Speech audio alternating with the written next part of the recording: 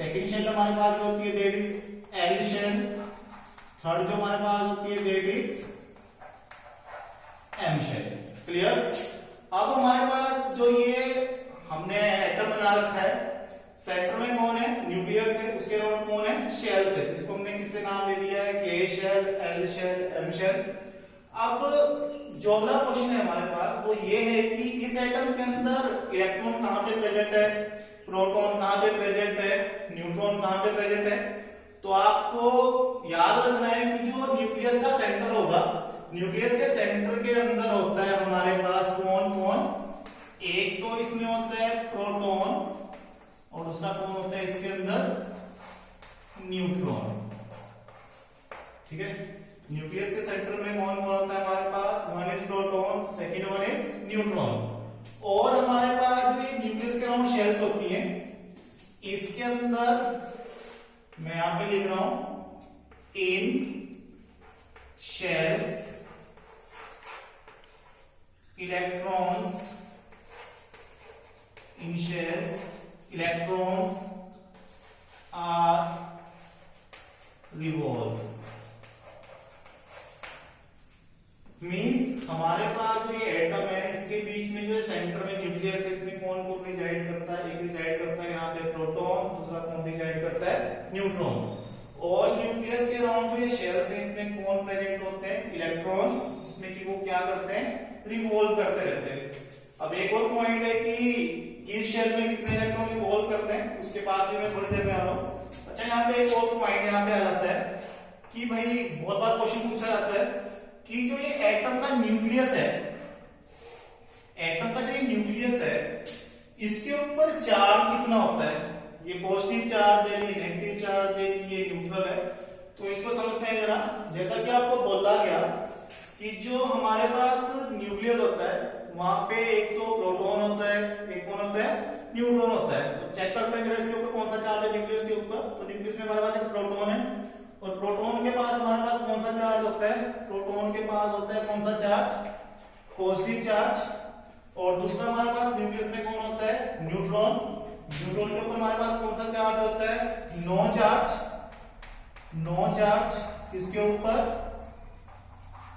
किसके ऊपर, न्यूक्लियस के ऊपर। न्यूक्लियस के अंदर कौन कौन, न्यूक्लियस के अंदर हमारे पास प्रोटॉन है जिसके ऊपर पॉजिटिव चार्ज है, दूसरा हमारे पास कौन है, न्यूट्रॉन है जिसके ऊपर कोई भी चार्ज नहीं होता। इसका मतलब positive charge plus no charge is equal to कैसा, इट्स पॉजिटिव चार्ज। याद रखना आपने इस पॉइंट को, बड़ा इंपॉर्टेंट पॉइंट है। बहुत बार क्वेश्चन पूछा जाता है कि जो हमारा न्यूक्लियस होगा एटम का उसके ऊपर कितना चार्ज होता है, उसके ऊपर कितना चार्ज होता है, पॉजिटिव चार्ज होता है। सो अभी तक एटम की जहां तक मैंने बात की थी, atom is the smallest particle of an element, जिसको हम फर्दर ब्रेक डाउन नहीं कर सकते। और हमारा जो एटम होता है वो 3 फंडामेंटल पार्टिकल से मिलकर बना होता है। 3 फंडामेंटल पार्टिकल्स हमारे पास कौन कौन से हैं, वन इज इलेक्ट्रॉन। इलेक्ट्रॉन के ऊपर हमारे पास कौन सा चार्ज होता है, नेगेटिव चार्ज। और नेगेटिव चार्ज हमारे पास किसके ऊपर होता है, इट्स 1.6 into 10⁻⁻90 कूलम। और इसका जो मास होता है दैट इज 9.1 into 10⁻31 kg। और you can say it's 9.1 into 10⁻28 ग्राम। उसके बाद हमारे पास प्रोटॉन है। प्रोटॉन के ऊपर कौन सा चार्ज, पॉजिटिव चार्ज। इसके ऊपर जो चार्ज होता है दैट इज 1.6 into 10⁻90 कूलम। और इसका जो मास होता है दैट इज 1.67 into 10⁻27 kg। और it's 1.67 into 10⁻24 gram. Third one हमारे पास जो बेसिक पार्टिकल था किसका, एटम का, दैट इज न्यूट्रॉन, जिसके ऊपर कोई भी चार्ज नहीं होता है। और इसके ऊपर जो मास होता है दैट इज इक्वल टू किसके, इक्वल टू मास ऑफ किसका, प्रोटॉन। ठीक है। उसके बाद बोर ने एटम का एक मॉडल दिया है। उसने क्या बोला कि एटम जो होता है that is spherical in shape, उसके सेंटर में कौन होगा, न्यूक्लियस होगा। न्यूक्लियस के अराउंड कौन होगी, शेल्स होंगी। उन शेल्स में कौन रिवॉल्व करते हैं, उनमें रिवॉल्व करते हैं इलेक्ट्रॉन। और न्यूक्लियस में कौन कौन प्रेजेंट होता है, एक होता है प्रोटॉन, दूसरा होता है न्यूट्रॉन। और न्यूक्लियस के चार्ज की जहां तक बात की जाती है, न्यूक्लियस के ऊपर जो चार्ज होता है वो किसकी वजह से आएगा, प्रोटॉन की वजह से और न्यूट्रॉन की वजह से। प्रोटॉन के ऊपर कौन सा चार्ज, पॉजिटिव चार्ज। न्यूट्रॉन के ऊपर कैसा चार्ज, नो चार्ज, इसका मतलब क्या होगा हमारे पास कि जो हमारे पास न्यूक्लियस होगा दैट इज कैसा इंचार्ज, पॉजिटिव चार्ज। ठीक है, तो ये सारी बातें आपने याद रखनी है। आगे चलते हैं। एक और बात आपने जो याद रखनी है कि जो ये शेल्स है इसके अंदर कितने इलेक्ट्रॉन रिवॉल्व करते हैं, मैं आपको थोड़ी देर में बता रहा हूं।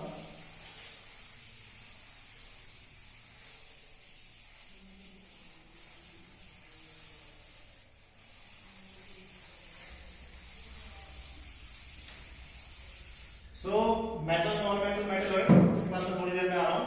सो अब आप सभी ने पीरियोडिक टेबल देख रखा है, आपने पीरियोडिक टेबल के अंदर एलिमेंट देख रखे हैं।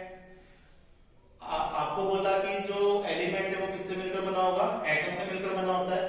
अब पीरियोडिक टेबल के अंदर बहुत से ऐसे एलिमेंट है जो एक ही एटम से मिलकर बना होता है, और बहुत से ऐसे एलिमेंट है जो बहुत सारे एटम से मिलकर बना होता है। मींस पॉइंट इज दैट कि बहुत सारे एलिमेंट के अंदर एक ही एटम होगा, और बहुत सारे एलिमेंट ऐसे होंगे जिसमें तीन एटम भी हो सकते हैं, 4 एटम भी हो सकते हैं, 5 भी हो सकते हैं। तो किसी भी एलिमेंट को हम कैसे रिप्रेजेंट करते हैं वो आपको मैं बता रहा हूं। फॉर एग्जांपल बहुत सारे एलिमेंट है, लेकिन मैं एलिमेंट को किससे रिप्रेजेंट कर दूं, एक्स से रिप्रेजेंट कर दूं। ये कोई एलिमेंट है हमारे पास, ठीक है। एलिमेंट के अंदर आपको एटॉमिक नंबर पता है, मास नंबर पता है। एलिमेंट का जो एटॉमिक नंबर है उसको हम रिप्रेजेंट करते हैं जेड से, दिस इज इसका व्हाट एटॉमिक नंबर। और एलिमेंट का जो मास नंबर होता है उसको हम रिप्रेजेंट करते हैं किससे, ए से। एलिमेंट के एटॉमिक नंबर को हम रिप्रेजेंट करते हैं किससे, जेड से। एलिमेंट के मास नंबर को हम किससे रिप्रेजेंट करते हैं, ए से, राइट। फॉर एग्जांपल कार्बन सभी को पता है, कार्बन कोई एलिमेंट कार्बन भी हो सकता है। कार्बन का एटॉमिक नंबर कितना होता है, कार्बन का एटॉमिक नंबर कितना 6, और कार्बन का मास नंबर कितना होता है 12। This is the representation of इसका कार्बन का। For example we have oxygen, oxygen we have atomic number कितना 8, और इसका जो मास नंबर होता है दैट इज कितना 16। So this is the representation of periodic table के अंदर जितने भी आपके पास एलिमेंट है उनको हम इस तरीके से रिप्रेजेंट करेंगे। एलिमेंट के एटॉमिक नंबर को हम किससे रिप्रेजेंट करते हैं, जेड से, इसको हम यहां लिखेंगे। और एलिमेंट के मास नंबर को हम किससे रिप्रेजेंट करेंगे, ए से, राइट। अब हमारे पास किसी भी एलिमेंट के अंदर जैसे कि आपको बोला कि 3 फंडामेंटल पार्टिकल होते हैं, वो कौन कौन से होते हैं, one is electron, second one is proton, third one is neutron. तो हम कैसे इलेक्ट्रॉन को निकालते हैं, कैसे हम प्रोटॉन को निकालते हैं, कैसे न्यूट्रॉन को निकालते हैं, क्या एटॉमिक नंबर होता है, क्या मास नंबर होता है, वो सारी चीजें मैं आपको एक एग्जांपल के साथ समझा रहा हूं। सो आपने पहली बात, फॉर एग्जांपल मैं यहाँ पे एक एलिमेंट लिख देता हूं, this is C612, carbon atomic number 6, mass number कितना 12, ये एटॉमिक नंबर। तो आपने याद रखना है किसी भी एलिमेंट के अंदर जितना किसी एलिमेंट का एटॉमिक नंबर होगा, जितना भी किसी एलिमेंट का एटॉमिक नंबर होगा उतने ही होंगे उसमें number of proton. Very important, जितना भी किसी एलिमेंट का एटॉमिक नंबर होगा उतने ही होंगे उसमें क्या, नंबर ऑफ प्रोटॉन, और उतने ही होंगे उसमें क्या, number of electron. Very important, atomic number element का दैट इज इक्वल टू किसके, number of proton which is equal to किसके, नंबर ऑफ इलेक्ट्रॉन। लेकिन नंबर ऑफ इलेक्ट्रॉन आपके तभी होंगे इफ एलिमेंट is neutral। अब ये न्यूट्रल क्या है, न्यूट्रल का मतलब है कि किसी के ऊपर चार्ज ना हो। अब चार्ज क्यों आता है, वो भी मैं आपको बता रहा हूं। देखो जी, अभी मैंने आपके पास इस पॉइंट को समझना है हमने। So charge, what is neutral, what is charge. For example जैसे कि अभी हमारे पास बोहर के मॉडल के बारे में आपको मैंने बताया, तो बोहर का मॉडल क्या बोलता है हमारे पास, बोहर का मॉडल हमारे पास बोलता है कि जो एटम होता है that is spherical in shape, उसके सेंटर में कौन होगा, न्यूक्लियस होगा। न्यूक्लियस में कौन कौन डिसाइड करेगा प्रोटॉन और न्यूट्रॉन, और उसकी जो शेल्स होंगी उसमें कौन रिवॉल्व करते हैं, इलेक्ट्रॉन आपने ऑलरेडी पढ़ रखा है, फिर भी मैं आपको बता रहा हूं। अब किसी भी शेल के अंदर कितने इलेक्ट्रॉन आएंगे वो एक स्पेसिफाई, ऐसा नहीं कि किसी भी शेल में आपका जितना मन करे आप उतने इलेक्ट्रॉन डाल दो। फॉर एग्जांपल मेरे पास सोडियम है, सोडियम इसका जो एटॉमिक नंबर होता है दैट इज 11, और 11 को मैं कैसे लिखूं, 11 को मैं लिख रहा हूं इट्स 281। Why 281 आपको याद रखना है, ये आपके पास जो फर्स्ट शेल होगी के शेल के अंदर जो मैक्सिमम इलेक्ट्रॉन आ सकते हैं वो आ सकते हैं 2 इलेक्ट्रॉन। स्पेसिफाई रूल्स बने हुए हैं, फर्स्ट शेल के अंदर आप 2 इलेक्ट्रॉन से ज्यादा फिल नहीं कर सकते। हमारे पास जो सेकंड शेल है दैट इज एल शेल, उसके अंदर आप 8 इलेक्ट्रॉन से ज्यादा इलेक्ट्रॉन फिल नहीं कर सकते। We have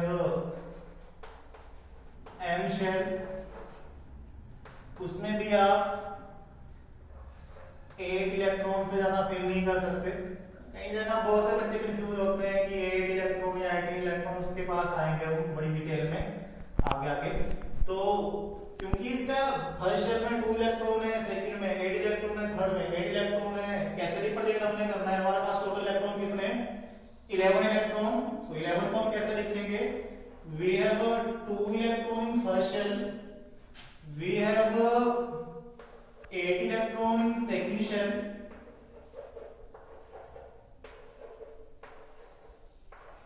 and we have 1 electron in third shell। अब अभी तक तो इस एलिमेंट के ऊपर, ये हमारा सोडियम है, इसके ऊपर कोई भी चार्ज नहीं है, लेकिन मैं ये चीज सभी को पता है, हर इंसान स्टेबल रहना चाहता है और जो हमारे एलिमेंट है ये भी स्टेबल रहना चाहते हैं।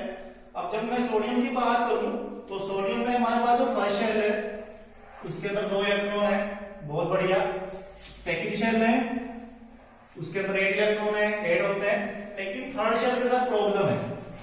थर्ड शेल के साथ ये प्रॉब्लम है कि थर्ड शेल के अंदर इलेक्ट्रॉन तो होने चाहिए कितने 8, लेकिन इसके पास कितने इलेक्ट्रॉन है 1। तो ये अपने आप को स्टेबल करने के लिए क्या करेगा, या तो ये अपने इलेक्ट्रॉन को लूज करेगा या अपने इलेक्ट्रॉन को ये क्या करेगा गेन करेगा। आई मीन अपने इलेक्ट्रॉन को या तो ये लूज कर दे सो दैट स्टेबिलिटी को अटेन कर ले, या कहीं से इलेक्ट्रॉन को गेन कर ले सो दैट इसकी स्टेबिलिटी क्या हो जाए अटेन हो जाए। तो सोडियम को जो प्रॉब्लम है वो अपने इलेक्ट्रॉन से प्रॉब्लम है। तो भाई थर्ड शेल के अंदर कितने इलेक्ट्रॉन होने चाहिए 8 इलेक्ट्रॉन होने चाहिए, इसके पास इलेक्ट्रॉन कितना है 1 इलेक्ट्रॉन है। तो इस सोडियम के पास 2 पॉसिबिलिटीज है, क्या क्या पॉसिबिलिटी है, या तो अपना ये 1 इलेक्ट्रॉन जो है इसको रिमूव कर दे, रिमूव करने से क्या होगा, रिमूव करने से इसके पास बच जाएंगे कितने electron 10 electron. 10 electron means 2,8 stable. या दूसरा काम ये क्या कर सकता है, ये 7 इलेक्ट्रॉन को गेन कर सकता है। अगर ये 7 इलेक्ट्रॉन को गेन कर ले तब भी हमारे पास ऑलरेडी कितने इलेक्ट्रॉन है 11, 7 और गेन कर ले कितने हो जाएंगे 18, तब भी स्टेबिलिटी अटेन कर लेगा। तो ये सोडियम वही करना पसंद करेगा जो इसके लिए आसान है। तो भाई एक जगह है कि एक इलेक्ट्रॉन को लूज कर दो, दूसरा पॉइंट है कि 7 इलेक्ट्रॉन को गेन कर लो, तो बढ़िया क्या रहेगा इलेक्ट्रॉन को लूज करना, ठीक है।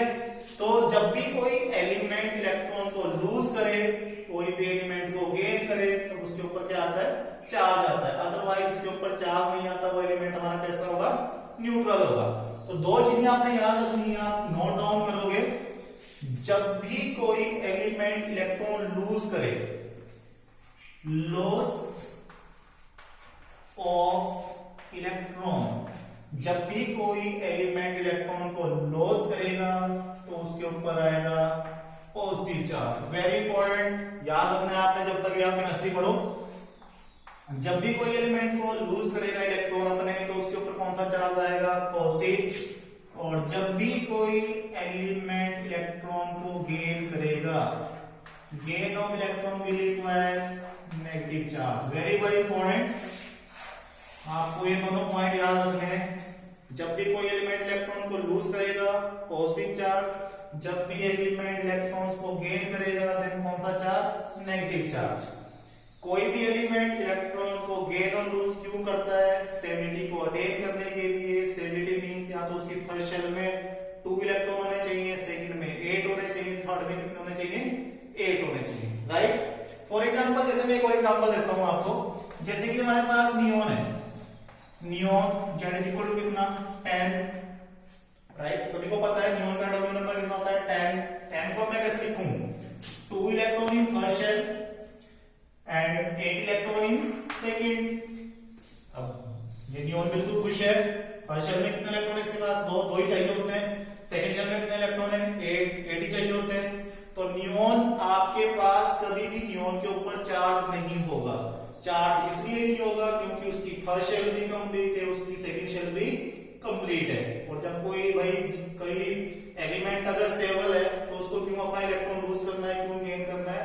तो आपने याद रखना है हमेशा नियोन के ऊपर कभी भी चार्ज नहीं होगा। फिर से मैं सोडियम के पास आ रहा हूं, सोडियम का एटॉमिक नंबर कितना था हमारे पास 11। फर्स्ट शेल में 2 इलेक्ट्रॉन, सेकंड शेल में 8 इलेक्ट्रॉन, थर्ड शेल में कितना इलेक्ट्रॉन 1 इलेक्ट्रॉन।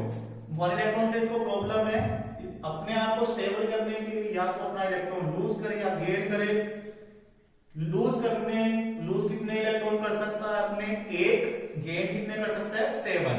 तो ये क्या करना पसंद करेगा, ये पसंद करेगा अपना इलेक्ट्रॉन लूज करना। तो कभी भी अगर सोडियम की अगर आप बात करो तो सोडियम के ऊपर कितना चार्ज होगा अगर वो इलेक्ट्रॉन को लूज करे 1 पॉजिटिव, ठीक है। वैसे ही हमारे पास जैसे एक और एलिमेंट की बात कर लेते हैं, फॉर एग्जांपल ये वो oxygen, Z is equal to कितना 8, Z इज इक्वल टू कितना 8 को मैं कैसे लिखूं, इट्स 2,6 2,6। अब 2,6 में हमारे पास 2 इलेक्ट्रॉन के साथ तो कोई प्रॉब्लम नहीं है, हमारे पास इनके साथ प्रॉब्लम है 6 इलेक्ट्रॉन के साथ। अब सेकंड शेल में हमारे पास कितने इलेक्ट्रॉन होने चाहिए, इसमें होने चाहिए हमारे पास 8 इलेक्ट्रॉन। 8 इलेक्ट्रॉन कैसे आ सकते हैं, या तो ये 2 इलेक्ट्रॉन को गेन कर ले, अगर ये 2 इलेक्ट्रॉन को गेन कर लेगा तो हमारे पास सेकंड शेल में हो जाएंगे इलेक्ट्रॉन कितने 8। अगर अपने ये 6 इलेक्ट्रॉन को लूज कर दे तो हमारे पास फर्स्ट शेल स्टेबल हो जाएगी। तो हमारे पास इस केस में 2 पॉसिबिलिटी है। पहली पॉसिबिलिटी कि अपने ये 6 के 6 इलेक्ट्रॉन को लूज कर ले, दूसरी पॉसिबिलिटी कि अपने क्या कर ले 2 इलेक्ट्रॉन कहीं से गेन कर ले। तो एक जगह 2 इलेक्ट्रॉन को गेन करना है, दूसरी जगह 6 इलेक्ट्रॉन को लूज करना है, तो कौन सा काम आसान है, 2 इलेक्ट्रॉन को लूज करना। तो हमारे पास जो ऑक्सीजन होता है क्योंकि वो 2 इलेक्ट्रॉन को लूज कर रहा है, तो मैंने बोला आपके पास सॉरी वो 2 इलेक्ट्रॉन को लूज नहीं कर रहा है, वो 2 इलेक्ट्रॉन को गेन करेगा। गेन करना आसान है, और जब भी कोई एलिमेंट इलेक्ट्रॉन को गेन करे उसके ऊपर कौन सा चार्ज आएगा, नेगेटिव। क्योंकि ऑक्सीजन 2 इलेक्ट्रॉन को गेन करना है तो ऑक्सीजन के ऊपर कितना चार्ज आ जाएगा हमारे पास 2 नेगेटिव। क्लियर है। तो ये सारी कैसी सी चीजें आपने ऑलरेडी पढ़ रखी हैं। तो हाउ टू कैलकुलेट, तो मेरे पास सबसे पहले जो हमारा फॉर्मूला आपने याद रखना है कि किसी भी एलिमेंट में जो एटॉमिक नंबर होगा, atomic number of an element is equal to किसके इक्वल, नंबर ऑफ प्रोटॉन। पहली बात जो आपने बड़े ध्यान से याद रखनी है, एटॉमिक नंबर और नंबर ऑफ प्रोटॉन हमेशा इक्वल रहेंगे। नंबर ऑफ इलेक्ट्रॉन भी एटॉमिक नंबर के इक्वल होगा, कब होगा, अगर हमारा एलिमेंट होगा न्यूट्रल। अगर हमारा एलिमेंट न्यूट्रल नहीं है तो हमारे पास number of electron atomic number के इक्वल नहीं होंगे। क्लियर है। तो इसको मैं कार्बन के एग्जांपल के साथ एक्सप्लेन करता हूं। हियर एटॉमिक नंबर हमारे पास कितना है, एटॉमिक नंबर हमारे पास कितना है, यहाँ पे atomic number is equal to कितना 6। मैंने आपको बोला वैसे तो इस कार्बन के पास अभी फिलहाल कोई भी चार्ज नहीं है, चार्ज हो चार्ज नहीं हो, एटॉमिक नंबर हमेशा किसके इक्वल होगा, नंबर ऑफ प्रोटॉन के। तो atomic number is equal to 6 which is equal to किसके, नंबर ऑफ प्रोटॉन, किसके, नंबर ऑफ प्रोटॉन। क्योंकि हमारा जो ये एलिमेंट है कार्बन वो फिलहाल कैसा है, न्यूट्रल है, इसके ऊपर कोई भी चार्ज नहीं है। तो atomic number, number of proton और नंबर ऑफ इलेक्ट्रॉन कैसे रहने वाले हैं, यहाँ पे रहने वाले हैं same. It's the number of electron. y number of electron is equal to atomic number, क्योंकि हमारा जो एलिमेंट है वो कैसा है, न्यूट्रल है। क्लियर है? सो ये आपने ध्यान रखना है, very important formula. How to calculate number of electron, how to calculate number of proton. एक और एग्जांपल मैं दे रहा हूं, मैं चार्ट वाला एग्जांपल दे रहा हूं। फॉर एग्जांपल भी ऑक्सीजन इट्स 8, ऑक्सीजन 16। फिलहाल तो ये न्यूट्रल स्टेट में, लेकिन अगर मैं यहाँ पे चार्ज लगा दूं 2 नेगेटिव, y 2 नेगेटिव, क्योंकि ऑक्सीजन का एटॉमिक नंबर कितना 8, और 8 को मैं कैसे लिख सकता हूँ 2,6। लेकिन अभी हमने बात की कि उसकी सेकंड शेल कंप्लीट नहीं है, तो अपनी सेकंड शेल को कैसे कंप्लीट करेगा वो, बाय गेनिंग 2 इलेक्ट्रॉन। और 2 इलेक्ट्रॉन को जब वो गेन करेगा तो कितना इलेक्ट्रॉन हो जाएगा उसके पास 10। सो इसमें हम नंबर ऑफ इलेक्ट्रॉन और प्रोटॉन निकालते हैं। तो यहाँ पे आपको एक चीज तो समझ में आ रही होगी यहाँ पे, क्योंकि ये हमारा जो ये एलिमेंट है इसके ऊपर चार्ज आ गया है, हमारा ये एलिमेंट न्यूट्रल नहीं है, तो हमारे पास जो नंबर ऑफ इलेक्ट्रॉन होंगे वो नंबर ऑफ प्रोटॉन और एटॉमिक नंबर के इक्वल नहीं होने वाले हो, क्योंकि हमारे पास एलिमेंट के ऊपर क्या आ चुका है, चार्ज। तो सबसे पहले हमारे पास यहाँ पे जो एटॉमिक नंबर है दैट इज इक्वल टू किसके 8, and which is equal to किसके number of proton. First point is this one. अब मैं इसको नंबर ऑफ इलेक्ट्रॉन के इक्वल नहीं लिख रहा हूं, नंबर ऑफ इलेक्ट्रॉन के इक्वल इसलिए नहीं लिख रहा हूं क्योंकि इसके ऊपर क्या आ चुका है, charge. Now next we have what, we have number of electron. Number of electron कितने हो गए हमारे पास, पहले तो हमने क्या पढ़ रखा था कि भाई जितना हमारे पास एटॉमिक नंबर होगा उतने उसमें क्या होंगे, इलेक्ट्रॉन होंगे। तो जब तक तो चार्ज नहीं था तो नंबर ऑफ इलेक्ट्रॉन कितने थे, 8। लेकिन अब उस ऑक्सीजन के ऊपर कितना चार्ज आ गया है, 2 नेगेटिव। 2 नेगेटिव का मतलब क्या हो गया कि 2 इलेक्ट्रॉन को क्या किया हुआ है, गेन किया हुआ है। तो हमारे पास इस केस में जो नंबर ऑफ इलेक्ट्रॉन होंगे that is 8 plus 2 is equal to कितने, 10। वेरी इंपॉर्टेंट, ध्यान रखना है आपने। नंबर ऑफ इलेक्ट्रॉन है कितने, 8 plus 2 is equal to 10। Why 10, क्योंकि इसने 2 इलेक्ट्रॉन को क्या किया हुआ है, गेन किया हुआ है। ठीक है क्या? ये एक और, हमें इलेक्ट्रॉन निकालने आ गए, हमें प्रोटॉन निकालने आ गए, अभी हमें न्यूट्रॉन भी निकालना है। मैं एक और एग्जांपल दे रहा हूं आपको। For example we have this one, it's 11 sodium 23 and with कौन सा चार्ज, पॉजिटिव। अब पॉजिटिव चार्ज, वाई सोडियम के ऊपर पॉजिटिव चार्ज, क्योंकि सोडियम एटॉमिक नंबर 11, और 11 को मैं कैसे लिख सकता हूं, 11 को मैं लिख सकता हूं 281। प्रॉब्लम किसके साथ है, 1 के साथ। तो सोडियम क्या कर सकता है, या तो एक इलेक्ट्रॉन को लूज कर ले या 7 को क्या कर ले, गेन कर ले। क्या करना आसान है, लूज करना, और जब एक इलेक्ट्रॉन को लूज करेगा तो कौन सा चार्ज आएगा, पॉजिटिव। मैं लिख नहीं रहा हूं, आपको ध्यान से देखना है।